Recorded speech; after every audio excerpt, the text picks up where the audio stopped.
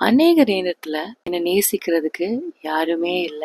என்னை யாருமே சேர்க்கறதில்ல. நான் தனிமையில இருக்கிறேன். என்ன சொந்தம் பாராட்டுவதற்கென்று யாருமே இல்ல. அப்படின்னு ஒரு ஒதுக்கப்பட்ட, ஒரு புறம்பே தள்ளுன அனுபவத்துல அநேகர் இருக்கலாம். ஆனால் கர்த்தராகிய இயேசு கிறிஸ்து என்ன சொல்கிறார் என்றால், என்னிடத்தில் வருகிறவனை நான் புறம்பே தள்ளுவதில்லை. கர்த்தரிடம் வருகிற ஒருவரையும் தேவன் புறம்பே தள்ளுவதில்லை. அது யாராக இருந்தாலும் சரி. அவர் எந்த ஒரு வேறுபாடும் பார்க்காத தேவன், பாரபட்சம் பார்க்காத தேவன். அந்த தேவனிடத்தில் வருகிற யாரையும் தேவன் புறம்பே தள்ளுவதில்லை. நீங்க ஏசப்பா கிட்ட வந்தீங்கன்னா, நீங்க அதுக்கப்புறம் நேசிக்கப்படாதவர்களாய் இருப்பது கிடையாது.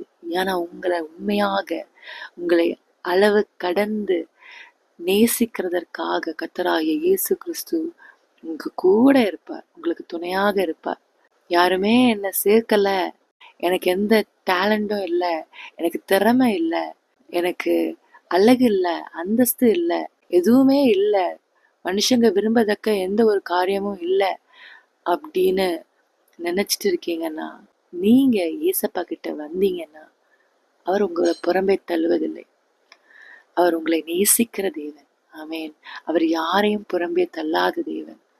எந்த ஒரு வேறுபாடும் பார்க்காத தேவன். சில டைம் நம்ம சொந்தங்கள் நம்ம ஸ்டேட்டஸ் வச்சு நம்ம கிட்ட பழகலாம். ஆனா கர்த்தராகிய இயேசு கிறிஸ்து கிட்ட நீங்க வந்தீங்கன்னா, அவர் ஸ்டேட்டஸ் இந்த மாதிரி விஷயங்கள் பார்த்து உங்களை புறம்பே தள்ளுகிற தேவன் கிடையாது. அதனால்தான் அவர் ஜீவனுள்ள தேவனாக இன்றும் இருக்கிறார். இன்றைக்கு நீங்க இயேசு கிட்ட வந்து பாருங்க, உங்க வாழ்க்கை மாறும். உங்களுக்கு புறம்பே தள்ளுகிற அனுபவம் இனி உங்க வாழ்க்கையை அணுகாது. இயேசு கிட்ட வாங்க, சந்தோஷமாயிருங்க. கர்த்தர் உங்களை ஆசீர்வதிப்பார். God bless you all.